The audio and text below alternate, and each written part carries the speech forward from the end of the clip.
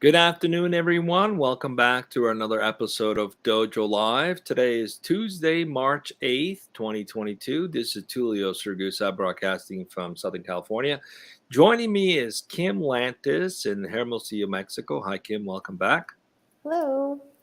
And we have Brian Price, who's the CEO at Kion, who's joining us this afternoon from Washington, D.C. area. Welcome to the show. Good to have you with us, Brian. Hi, Tulio. Thanks for having me. Really excited to be here. So today we're going to talk about the cloud. There's a lot of conversation about the cloud, but the title of today's conversation, it makes me feel all warm and tingly inside. Embrace the cloud, embracing the cloud, like give the cloud a big hug. But before we go into that topic and see what we can learn today and what we can unpack, let's get to know our guest a little bit. Brian, if you could please introduce yourself, tell us a little bit about you, and then we'll dig in and see what Kion's all about. Again, welcome to the show. No, and so really excited to be here. So I'm Brian Price, CEO and co-founder here at Kion. So my personal background, I started out hands-on keyboard software engineer in my early career. Worked at a number of large government contractors. Got a chance to work in a number of variety of just different projects and programs, ranging from cyber risk management to biometrics. And then probably about 2012, got exposed to this thing called the cloud. It was very early days. I got a chance to work with AWS at the time and saw some of those challenges that just existed then, and really kind of exist still today. So after working for a number of large companies, I made the move to start working for a few smaller businesses. Got a chance to work for a cyber company, and then actually a former colleague of mine that I work with at Booz Allen gave me a call and said, "Hey, we get this opportunity where we're working with some really cool customers. They're looking to scale and grow their cloud to fairly large size at the time, going back to that 2016, where they're looking 20-30,000 users, being able to have all kind of self-provision, self-service access to the cloud, and they were looking for really an opportunity to be able to provide a more holistic solution. And so I got a chance to make that move, and we'll get into probably next how Kion was born, but that's a little bit of my background, and now in my role, lead a lot of different things here at our 50 plus person company. Nice. Well, thank you for introducing yourself, giving us a little bit of your background. Tell us what Kion's all about. What gave birth to this idea, that aha moment? Let's do this. What do you guys do? Yeah, so Kion, we are a cloud enablement platform. So what that really means, it goes beyond just cloud management and cloud governance. So really our kind of core three areas that we focus around is automation, orchestration, financial management, and security and compliance automation. And all of that really we put together in a single platform that helps to bring the enterprise to the cloud, enabling their people and empowering really growth and innovation. What kind of led to this idea was, again, going back to that time frame around 2016. We worked as actually a part of a company that primarily was doing professional services. And in a role as a systems integrator, we were looking for some solutions to really kind of bring together to create that experience. And what we found was in the market, there were a lot of tools that told you problems, but very few tools actually gave you, here is automation to solve those, right? Cloud resources scale wonderfully, right? People don't. And the reality is that, for an organization to truly embrace cloud at scale, you have to have approaches and automation to really make that happen. So, Mm-hmm. we Mm-hmm. saw that gap in the market. We, had a choice. We worked very closely then, as we do now, with Amazon Web Services, AWS. Learned a lot about how they manage their cloud internally. We took a lot of best practices that has since been kind of rolled out into a number of different guides, and then kind of embodied that into what at the time was a product called Cloud Tamer, and then last year in November we recently rebranded as Kion. So it's been a cool journey. We were a part, I mentioned, of a professional services company, and in 2018 spun that out into its own separate company with 6 people, and have been on the rocket ship ever since. So. That's a conversation all in itself to see how that process went. Let's see what we can unpack. Kim, if you don't mind, kick off the conversation with the topic and the theme we're going to be discussing today. Of course, I don't mind one bit. Thank you for joining us today, Brian. So today's topic, as chosen by you, is embracing the cloud. There's Sansa, if you can hear barking. Specifically, how can companies avoid inefficiencies and mistakes in the cloud to achieve better control? So my perspective of your topic of choice here, embracing the cloud, is that the cloud's not going anywhere, right? It's here to stay. So whether you like it or not, you've got to adapt. You have to embrace that. But what specifically are these inefficiencies or the common mistakes that companies are making, and how can we fix those? Yeah, and Kim, just great question. One of the things that I would say we see, and we work with a range of organizations from, Series A, B startups all the way to large enterprises like Verizon and Indeed, is that, at the end of the day, the cloud is not just a place where your data and applications are hosted. The cloud is really a culture that you have to build inside of your organization. And I think that's one of the first foundational elements that you have to start to unpack inside of most organizations' use of the cloud, right? So when you start to think about where inefficiencies exist, if you treat every cloud provider, AWS and Microsoft Azure and Google Cloud, as the same, right? You're kind of reducing functionality down to basic storage, networking, compute. You really are diminishing the value that those providers offer. There's some unique analytics services, let's just say, as for example, inside of Google, and you want to couple that with some awesome reporting tools like Power BI and Azure, and different parts of your organization probably have expertise in different areas. So, there's a lot of organizations that still are a little hesitant on giving choice to their teams and giving them the ability to be able to set that up in a way that also is controlled, but yet also flexible. And that model, and it's such a hard balance, right? But that model is so critically important, because the last thing that you want to do is also take traditional IT, approaches to the way that you provision a cloud resources, where it's a ticket process from one team to the next team to the next team, and you take that and you just kind of apply it into the cloud, where self-service is paramount, where scalability is paramount. You have to rethink that experience, and that's really one of the key, I would say, things that at its cornerstone is where we help a lot of customers with that automation that brings that together.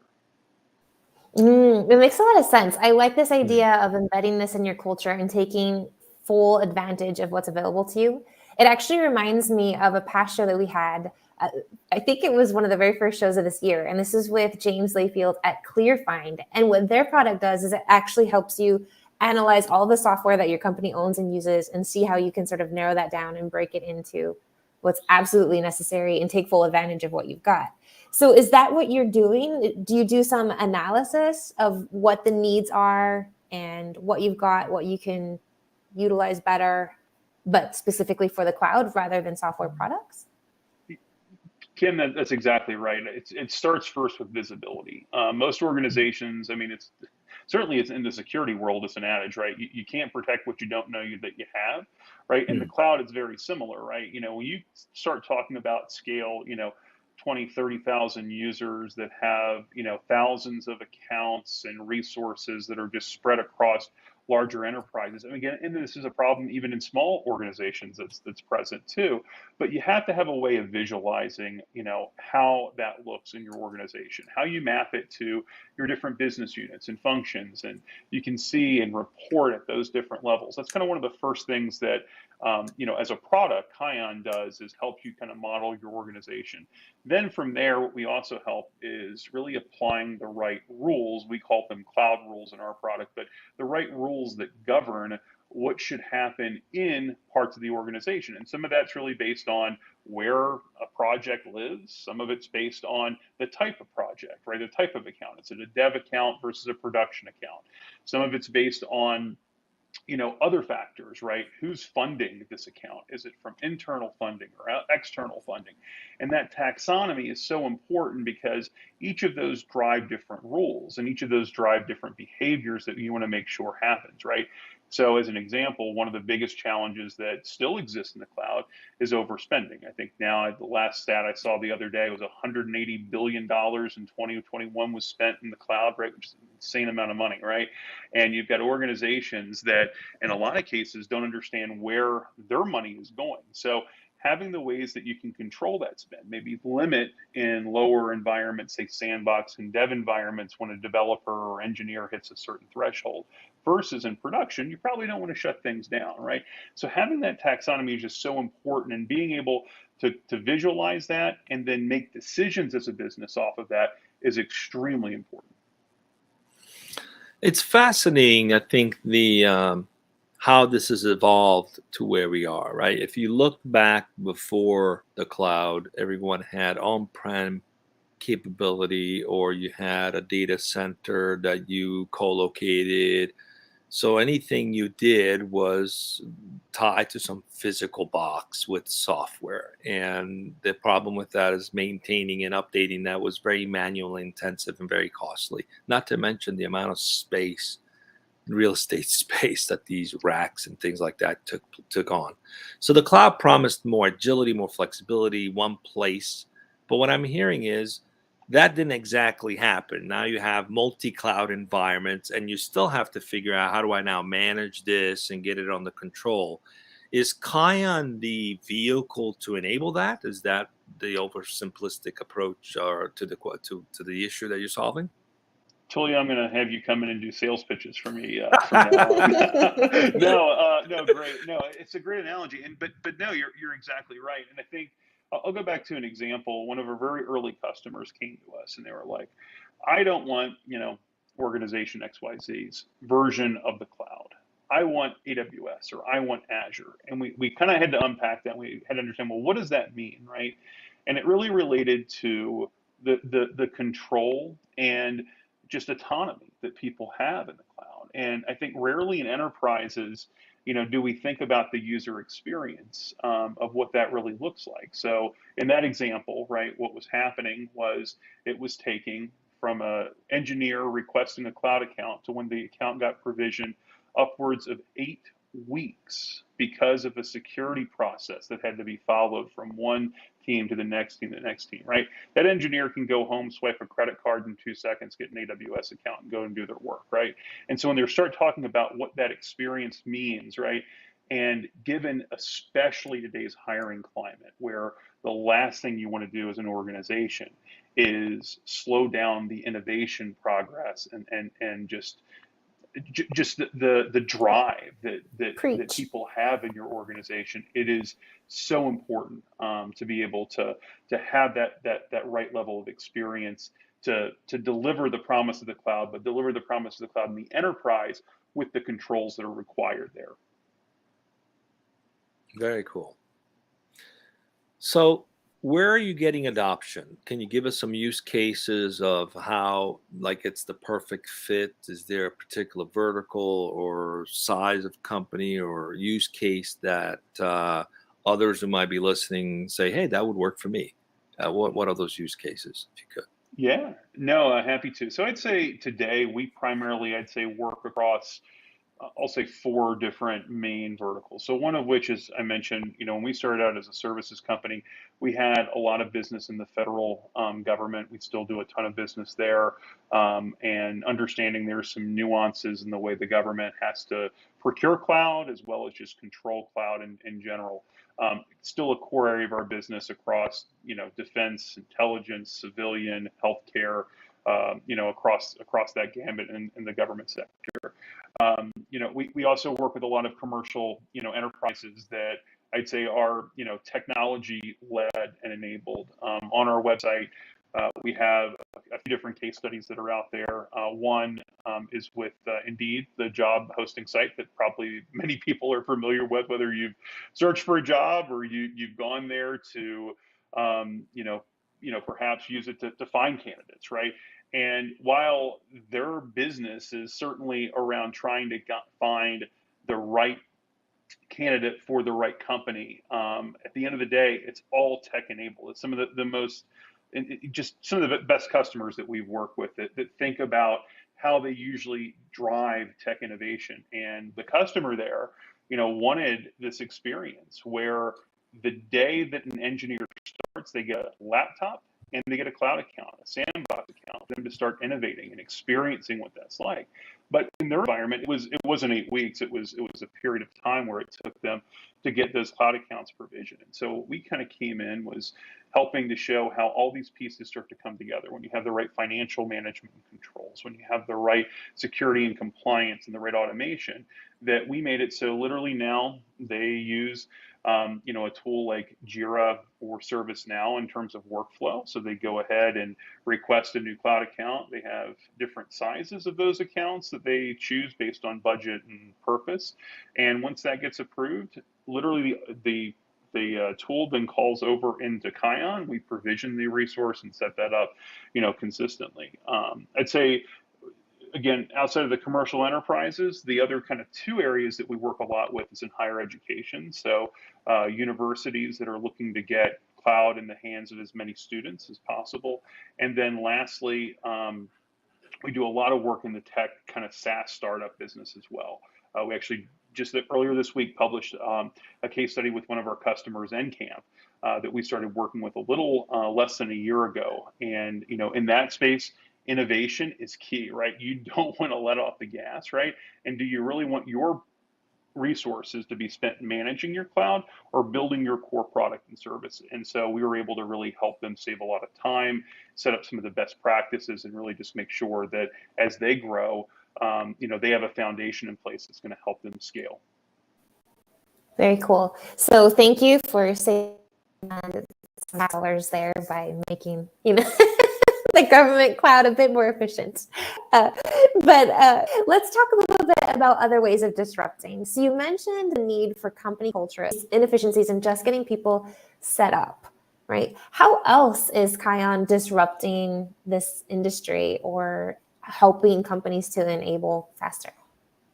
Yeah, so I mentioned, one of the other pillars we haven't talked a lot about is really around security and compliance. And I don't care whether you are early stage startup or you're, a large enterprise, right? There's chances are some level of compliance that you've got to adhere to, whether it's in the federal space, things like FedRAMP or CMMC as a regulation, to on the commercial or healthcare side, HIPAA, PCI, et cetera. And the reality is that when organizations are moving to the cloud, that's yet another layer that they have to think about, right? So one of the things that we offer with our product is out of the box 4,000 checks and counting of being able to help map security controls and automation for different compliance standards, and where we help you not just implement the technical controls in place, we actually also come behind that and offer a security controls matrix that lets you see exactly how those controls are implemented, what's satisfied, kind of in almost in a layer cake model where the cloud provider offers, a certain baseline. Then on top of that, the configuration of your different accounts and resources offer that. Kion as a platform helps to satisfy another level of controls. And then hopefully at the end, you're really worrying about maybe 10% or less of controls that you have to satisfy. So that speed of not having to go through an exhaustive set of activities when it comes to preparing for an audit, or in some cases, even if it's remediating that, we find is extremely beneficial in an area that we think that we're kind of really helping to stand above the crowd and really helping organizations move faster. So, Brian, keeping the sort of finger on the pulse of how cloud is evolving in recent years, obviously you're in this space every day and you're seeing the trajectory of where things could be going. What's happening next, in your opinion? where are we heading? What's sort of the next frontier that would solve some of the challenges that many businesses face today, alongside with what you're doing? Where do you potentially see the cloud space heading? So I definitely think that what we're starting to see, and again, certain cloud providers have done better at this than others, is really leveraging higher level managed services that can really accelerate development, right? And so I think if you notice, while certainly you go to an AWS reInvent conference in Las Vegas at the end of the year, and you'll hear a lot about, the next generation compute or storage and things like that. But you hear a lot more about here's new managed services that offer capabilities around, let's just say, Amazon recognition when it was launched a few years back around face recognition, right? It's a managed service that, you don't have to figure out how you integrate that in your application. Instead, you're just making some API calls into a service and then paying based on the volume of what you're doing. Those I'd say are that where we're kind of getting to, right? Where a lot of organizations are looking at choosing the right cloud services, not providers, but services that help them build the best possible application, and offer, hopefully, in record time, those capabilities to their end customers, and really just help them lead forward, versus going through very lengthy dev cycles. I mean, I still think we have a long way to go. There's still a ton of applications that are not quote cloud ready. They haven't been thought about and re-engineered to take advantage of scalability and elasticity. But we're well on our way, and fast, rewinding a few years back, you still heard people saying, I don't trust the public cloud. How can I trust my sensitive data with inside of a public cloud? It's been a while since I've heard that from CIOs, CISOs. Now it's really around, how do I make sure that I'm avoiding risk inside of my public cloud? How can I lock configurations down? How can I control spending? How can I give my finance team a little bit of control back? So that's where I would just see more evolution happening, especially in the near term, and then longer term as well. Okay, so I'm listening here, and I can't help but wonder. And we recently had a guest that was talking about private LTE 5G networks because of the decentralization that has happened, where you can get county level spectrum, right? And so I'm thinking to myself, the major and 5G is changing drastically how we use mobility and the kind of speed and access we have through mobile devices because of 5G. Are the large wireless carriers missing an opportunity by not getting into the cloud space? I mean, could they eventually get to a place where things are more mobile, things are more decentralized, and they could provide cloud solutions that are mobile enabled? Is that an opportunity that they're missing? Is there something that could happen eventually where there's more solutions that are localized on the edge, if you will, that are enabled by mobile technologies like 5G? Is there something going on there that they ought to be looking at? Yeah, no, and Tulio, I think that there are a lot of things that are already kind of happening at that's kind of level, right? Where there are services that even again the top cloud providers, AWS, Microsoft, and Google, are offering out to the edge, right? Whether it's Outpost in AWS or others that are available that organizations can kind of leverage. I would say for us, a lot of the telco, kind of providers and folks that we talk to, are using, whether it is, bringing that data back and just being able to have, better access to, for end users that are accessing, their environments from wherever, whenever, really leveraging the power of the cloud versus trying to go out and build things themselves. So I definitely think that we're seeing more and more of that across, many industry segments, not just in 5G, but just across, places that have been a little bit, I would say, laggard, in terms of cloud adoption, and really seeing more of that now. Interesting. Thank you. Yeah, let's take it back. We're coming to the final minutes of today's show. but I want to bring it back to the title, and this is the word embrace. It's difficult for a lot of people, myself included, right, to let go and not have control and really accept that I or our company or we did not have to do this all ourselves. So what advice would you have for people who might be struggling with that? That it doesn't all have to be in-house. There are, software and services that can really help you be the best version of you. What does it take to accept that? Yeah, I think it's, again, I go back to the balance concept, right? You want to be able to make sure that you've built whether you call it a governance model or just the approach that you take to how you kind of control cloud in a way that gives a level of flexibility, right?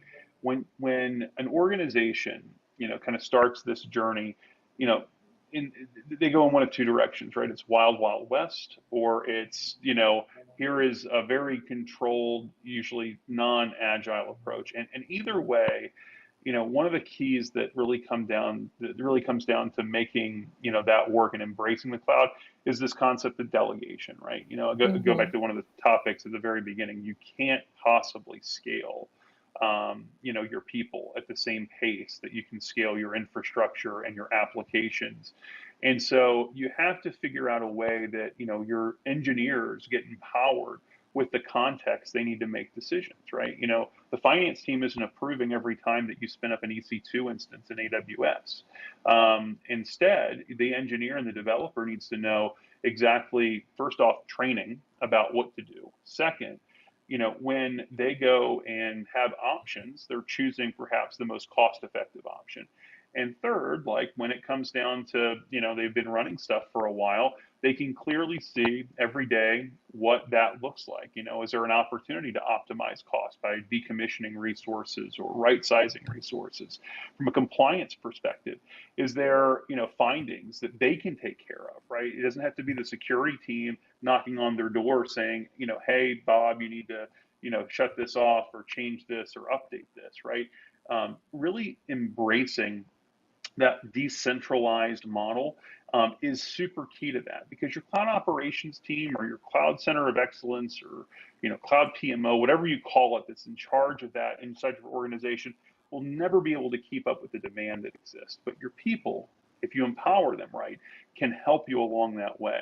And again, that's, I think, just one of the keys to success there. So with this, we always like to kind of end the show talking about company culture. At Kion, how do you go about empowering your people? So you mentioned the training, the know-how, and the care that requires. Like it's important to me that I help, my company be efficient, save money, etc. So how do you go about empowering people? What does that look like for you? No, well, so again, it goes back to people, right? You can't build a great company with just okay people, and you have to invest in people along the way. So it's one of the things I will say that I think we've done a really good job at from the very beginning.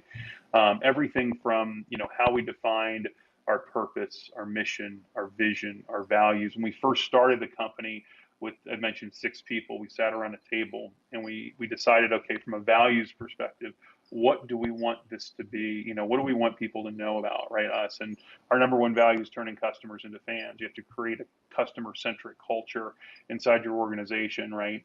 They matter, right? And in so many ways, it helps us innovate with what needs to happen in our product. It helps a number of just different ways. And then, the other piece is, obviously taking care of folks, right? Building a team and a culture where you've got individuals that are empowered in their different roles, whether it's in engineering or delivery or sales, like that they can bring things up, they can work collaboratively together. It's just critically important to do that as a startup. And again, in my role, I always look at it, if I'm the smartest guy in the room, I've done something wrong. I want to surround myself with people that are thinking in different ways than I am, and helping to extend some of the foundation that we've built in brand new ways. And, again, I think when you do it right, again, great people attract even greater people, and your organization just benefits from that along the way. I love that. I love that quote. Thank you for your humility, and I'm 1,000% sure that your team appreciates it as well. Well, Brian, we're up on time. There, we can keep going and we can learn a lot more. But we appreciate the time you've shared with us. We wish you a lot of continued success. So it seems as though there are some tools and some platforms and solutions to get your cloud environment under control. So come check out Kion and see how they can help you. So stay with us as we get off the air in just a second.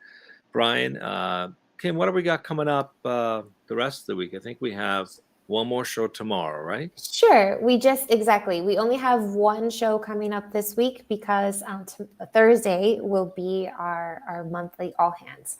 So for tomorrow, we're going to be speaking with Jared Kessler, CEO at Easy Knock, talking about innovation and data utilization in prop tech, how technology companies can weaponize public information in the housing industry to innovate. So very interesting and enticing topic there tomorrow. That's 12 o'clock Pacific right here on Dojo Live. Thank you, Brian, again for joining us today, and stay safe, everyone. Kim and Tulio, thanks for having me. Bye for now.